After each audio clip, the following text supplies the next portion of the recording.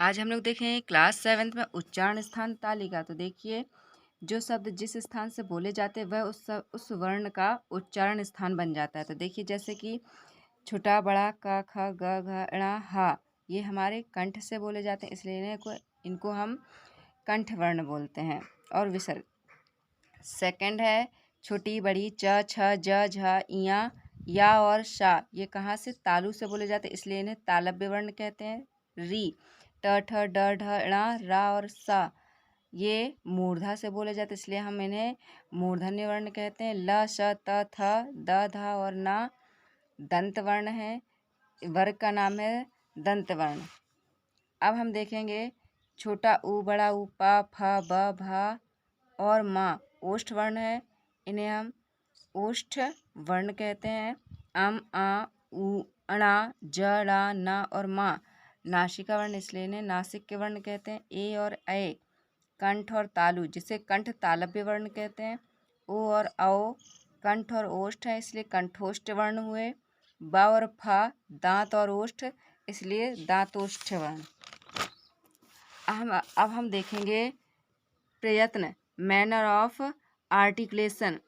प्रयत्न का अर्थ है कोशिश या चेष्टा। तो वर्णों के उच्चारण हेतु मुख द्वारा की जाने वाली चेष्टा या यत्न प्रयत्न कहलाता है। प्रयत्न दो प्रकार के होते हैं, आभ्यंतर प्रयत्न और बाह्य प्रयत्न। आभ्यंतर प्रयत्न, वर्णों के उच्चारण से पूर्व जो भीतरी प्रयत्न करना पड़ता है वह आभ्यंतर प्रयत्न कहलाता है। ठीक है, वर्णों के उच्चारण से पूर्व मतलब वर्णों को बोलने के लिए जो हमें भीतर से, जो हमें मुख के अंदर से प्रयत्न करना पड़ता है उसे हम आभ्यंतर प्रयत्न कहते हैं। अब हम देखेंगे बाह्य प्रयत्न, वर्णों को बोलते हुए अंत में किए गए प्रयत्न को बाह्य प्रयत्न कहते हैं। इसके चार भेद हैं। तो वर्णों का उच्चारण करने के बाद भी हमें एक प्रयत्न करना पड़ता है, जिसे हम क्या कहते हैं, बाह्य प्रयत्न कहते हैं। कितने प्रकार के होते हैं, चार प्रकार के, घोष, अघोष, अल्प प्राण और महाप्राण। अब हम देखेंगे घोष, बेवरिंग साउंड्स, क्या होता है कि जिन वर्णों का उच्चारण करते समय प्राणवायु में प्रकंपन होने के कारण गूंज उत्पन्न होती है उन्हें घोष वर्ण कहते हैं। जिन वर्णों का उच्चारण करते समय, अर्थात जो हमें वर्ण अपने मुख से निकालना है, जिनका हमें उच्चारण करना है, प्राणवायु में प्रकंपन मतलब जो ऑक्सीजन होती है जिसके द्वारा हम सांस लेते हैं, उस सांस में प्रकंपन होने का, जब हम सांस लेते हैं तो उन वर्णों का उच्चारण करने के लिए क्या होने लगता है, प्रकंपन होने लगता है, मतलब कि वो हिलने लगती है।